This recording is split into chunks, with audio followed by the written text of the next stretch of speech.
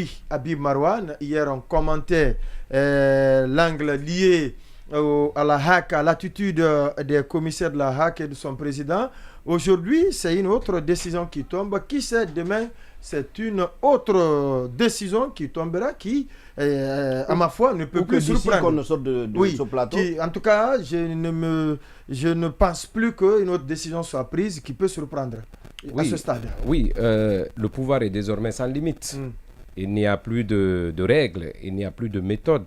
La seule méthode aujourd'hui que le pouvoir utilise pour certainement s'imposer, c'est de procéder à cette forme de brutalité, mais surtout à cette forme d'animosité.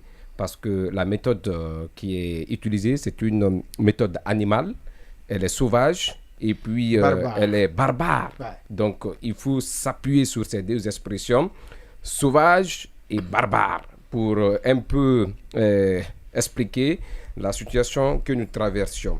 Mais ce qui est quand même intéressant, je ne sais pas par où commencer. S'il faut d'abord entamer avec le retrait qui est devenu continu, ou s'il faut parler du manque de soutien que traverse, du manque de soutien vis-à-vis de la corporation. Je commencerai par dire ceci. Vous savez, la défense des intérêts et l'esprit corporatiste aujourd'hui l'ont emporté sur ce que je pourrais appeler le devoir patriotique et le sens républicain. C'est dommage qu'aujourd'hui, quand un secteur ou une corporation est touchée, c'est elle seule qui se défend et elle se défend tant bien que mal. Ouais. Malheureusement, depuis pratiquement un certain temps, on vit cette réalité et la presse aujourd'hui fait les frais du fait qu'elle soit seule dans ce combat. On est dans une tempête parce que la question de l'entame, c'était de savoir est-ce que c'est une extinction ou un musulman. C'est une tempête en un mot. La presse traverse une période de tempête et cette tempête, il faudrait qu'elle soit seule à mener le combat. Donc face à la tempête, il faut mener seul le combat. Je pense qu'il n'est pas intelligent ou certainement qu'on puisse crier à l'abandon. Ce qui est sûr, on doit prendre notre destin avec les deux mains. En faisant quoi?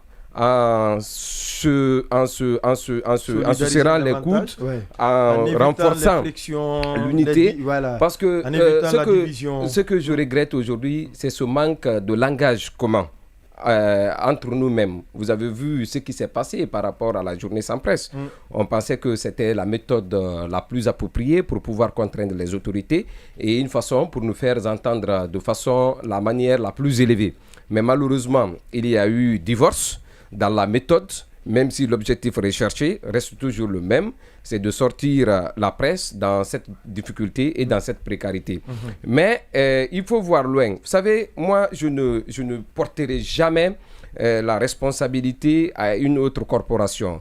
Le barreau peut naturellement, c'est de bon sens, mais surtout c'est un devoir patriotique, comme je le disais tout à l'heure, et cela se résume par ce qu'on pourra appeler un peu plus loin du sens républicain, de venir en aide ou de dénoncer par principe ce qu'aujourd'hui la presse traverse. Mais si elle ne le fait pas, si il ne le fait pas, j'allais dire, ce n'est pas un problème. Vous savez, on dit à chacun son tour chez le coiffeur. Oui. Aujourd'hui, c'est la presse qui est chez le coiffeur. On nous rase avec n'importe quelle autre lame. On ne sait pas si c'est avec le couteau, si c'est avec les ciseaux.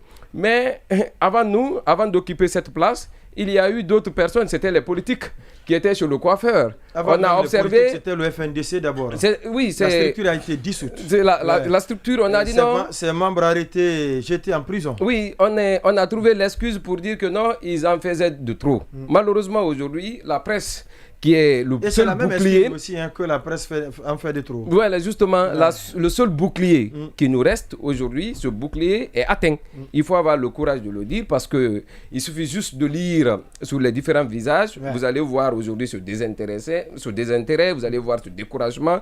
Ça se lit sur tous les visages parce qu'aujourd'hui, même les partenaires qui communiquent chez nous, ne veulent pas parce que demain, ça peut être une façon pour eux d'être en mal avec l'État. C'est des représailles. Parce que l'État, aujourd'hui, cet État, il est prêt à tout.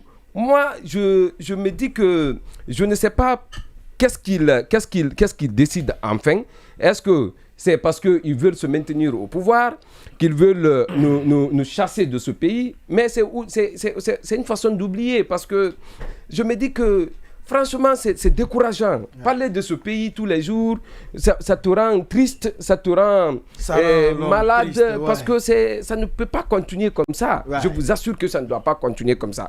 Mais notre destin se trouve entre nos mains. Donc, on se bat avec les brouilleurs de l'ARPT installés autour de Dioma pour assurer la retransmission sur les réseaux sociaux. Désolé pour ceux qui nous suivent de ce côté, c'est le directeur général qui envoie ce message, parce que depuis le matin, on nous fait comprendre que l'ARPT, au-delà du fait que tout ce d'ordonner à tous les distributeurs d'internet de ne pas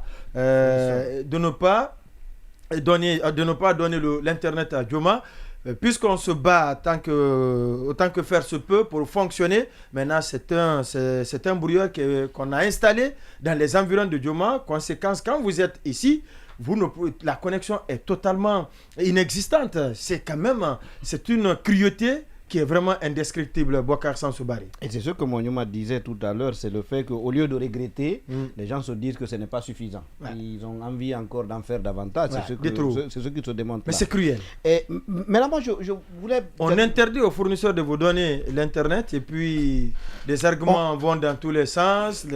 Bon, c'est ça aussi, quand les opérateurs économiques ne veulent pas être en mal avec le pouvoir en place, on dit non, il y a une panne ici, on a des difficultés de l'autre côté, il y en a même quand vous les appelez, ils ne décrochent pas. Au-delà de tout, puisque nous réussissons à fonctionner sur les réseaux sociaux, sur les différentes plateformes, maintenant on vient installer un brouilleur. Et ça, c'est l'ARPT, ce n'est pas quelqu'un d'autre. C'est comme si nous autres Guinéens,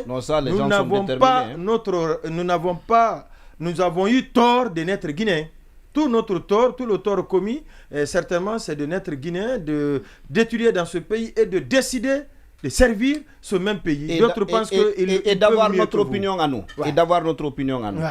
Alors, moi, je suis en train de me demander aussi, une des raisons, c'est est-ce que ce ne serait pas parce que ces derniers temps, les médias, peut-être naïvement, on a entendu sur les plateaux que le seul rempart qui reste, ce sont les médias, c'est la presse.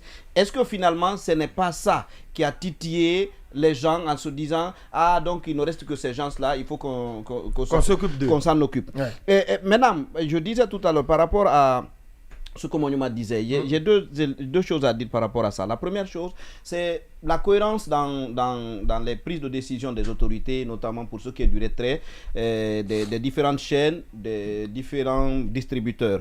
Et moi, je dis oui. En principe, je suis d'accord, de manière globale, il y a une certaine cohérence. Mais je dis, on peut apporter un bémol à cette cohérence, parce que si c'était cohérent, les gens ne devaient pas attendre de nous qu'on dise que nous sommes disponibles à gauche, nous sommes disponibles à droite. Ils auraient pu intégrer ça dans le communiqué initial qui a été fait. Ils auraient pu directement dire sont retirés du bouquet Canal, des bouquets Canal, StarTime et Soditiv. Ça veut dire que ça obéit quand même par tâtonnement. C'est-à-dire, il n'y a pas... En ce moment, est-ce que ces télés n'étaient pas sur ces bouquets? Non, il y en a qui étaient déjà. Il y en a qui étaient. Dioma était dans le bouquet StarTime depuis. Oui, c'est clair. Évasion dans le bouquet StarTime également. Oui, depuis. Même dans les bouquets StarTime. Il y en a qui y étaient. Ouais. Non, mais les autorités ne peuvent pas prendre la décision si toutefois ces médias n'étaient pas dans ces bouquets. Non, vous ne pouvez pas être sur Canal, le bouquet Canal, et être sur le bouquet StarTime. Ah si, c'est possible. Parce qu'il y a une exclusivité. Non, ça c'est pour certains. Mais pas pour tout le monde. Ça, c'est quelque chose à vérifier. Oui, non, je vous parle en connaissance de cause. Oui, je vous dis. J'ai été directeur de télé. Oui, non, on parle de l'actualité. Je suis encore directeur de l'information. Voilà, est-ce qu'avant là... C'est possible, Monument. C'est bon. Ça se fait, c'est possible. Comme le directeur nous écoute, je parle en connaissance de cause. Étant directeur de l'information et pour avoir été longtemps... Dans les clauses contractuelles généralement proposées par Canal... Non, pas avec tous les médias. Mais vous-même, vous savez. Pas avec tous les médias. Pas avec tous les médias. Il y a des médias. En Guinée, par exemple, quels sont ces médias-là? Je vous donnerai les noms à la pause. Oui, mais ça existe, c'est important. Allez-y. Oui. L'autre chose, c'est par rapport à Monument a dit, ce serait bien de protéger les entreprises pour éviter les convulsions sociales. Je dis d'abord... Et puis quand vous vérifiez, vous allez vous rendre compte que cette décision, Canal aussi a dû mettre la pression sur les autorités parce que comme je l'ai dit tout à l'heure, ça pouvait affecter, entamer leur marché. Parce que les gens allaient tout de suite basculer. Ce serait de la concurrence déloyale. Parce que beaucoup allaient faire recours aux autres distributeurs comme Soditel, comme certains. Surtout que les mêmes médias sont dans le bouquet Canal. Ils sont dans ces bouquets. Donc c'est une cohérence provoquée. Ouais. Justement, allez-y. Alors, par rapport à la... Monument disait qu'il faudrait protéger les entreprises pour sauver des emplois et ainsi éviter des convulsions sociales. Je dis deux choses. La première, c'est que, en principe, on ne doit pas protéger les entreprises pour éviter des convulsions sociales. Parce que ça, c'est l'attitude défensive. Ouais. Non, plutôt, vous devez... C'est votre rôle. Écoutez, ces ressources dont usent les autorités, c'est des ressources collectées par la Guinée, par les Guinéens. Il y a eu un contrat qui ne dit pas son nom entre les citoyens et ceux qui gèrent. Ouais. C'est-à-dire, toutes les ressources... Vous gérez la chose publique, vous ne voulez pas qu'on en parle. C'est-à-dire, on leur a confié la gestion pour faire en sorte que... Ils se sont accaparés de la gestion. Non, attention, je suis d'accord. Oui. Je suis d'accord. Non, je suis parfaitement d'accord. Ouais. Mais attention, quand le ministre de la Défense disait à la délégation de la CEDEAO qu'ils sont légitimes, il faisait appel à quoi?